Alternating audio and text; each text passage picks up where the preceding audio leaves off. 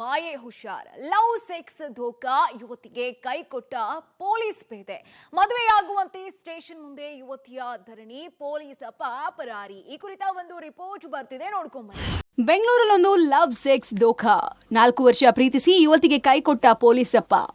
ಮದುವೆ ಆಗುವಂತೆ ಠಾಣೆ ಮುಂದೆ ಯುವತಿ ಧರಣಿ.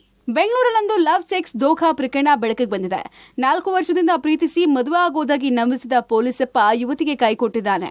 ಈಗ ನ್ಯಾಯಕ್ಕಾಗಿ ಪೊಲೀಸ್ ಠಾಣೆ ಮುಂದೆ ಯುವತಿ ಧರಣಿಗೆ ಕೂತಿದ್ದಾಳೆ. ಈಕೆಯ ಹೆಸರು ನಾಗವೇಣಿ. ಬಸವನಗುಡಿಯಲ್ಲಿ ಪೊಲೀಸ್ ಕಾನ್ಸ್ಟೇಬಲ್ ಆಗಿದ್ದ ಅನಿಲ್ ಕುಮಾರ್ ಮದುವೆ ಕಾರ್ಯಕ್ರಮದಲ್ಲಿ ಪರಿಚಯ ಆಗಿರ್ತಾರೆ. ಬಳಿಕ ಪರಿಚಯ, ಪ್ರೀತಿ, ಮದುವೆ ತನಕ ಬಂದ್ ನಿಲ್ಲುತ್ತೆ. ಕಳೆದ 4 ವರ್ಷದಿಂದ ಇಬ್ರು ಕೂಡ ಪ್ರೀತಿಸ್ತಾ ಇದ್ರು.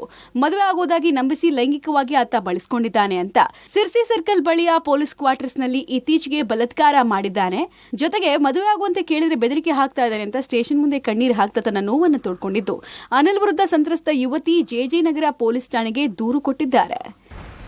ಅವರು ಒಂದು ಮದುವೆಯಲ್ಲಿ ಪರಿಚಯ ಆಗಿದ್ದೆ 2019ರಲ್ಲಿ. ಹಂಗೆ ಪರಿಚಯ ಆಗಿ ಫೋನಲ್ಲಿ ಮಾತಾಡ್ತಿದ್ವಿ. 2023ರಲ್ಲಿ ಅವರೇ ಇಲ್ಲೇ ಕರೆಸಿದ್ರು. ಆಮೇಲೆ ಅವನೇ ಮನೆ ಖಾಲಿ ಮಾಡಿಸಿ ಅವರಪ್ಪ ಅಮ್ಮ ಎಲ್ಲರೂ ಇದ್ದಾರೆ ಅಂತ ಕರ್ಕೊಂಡು ಹೋಗಿದ್ರು ಕ್ವಾರ್ಟರ್ಸಲ್ಲಿ. ನನಗೆ ಯಾಕೋ ಭಯ ಆಗ್ತೈತೆ, ಬೇಕಿದ್ರೆ ನಾವು ಆಮೇಲೆ ಮಾತಾಡ್ಕೊಳ್ಳೋಣ, ಫೋನಲ್ಲಿ ಇಲ್ಲಿ ಬೇಡ ಅಂದೆ.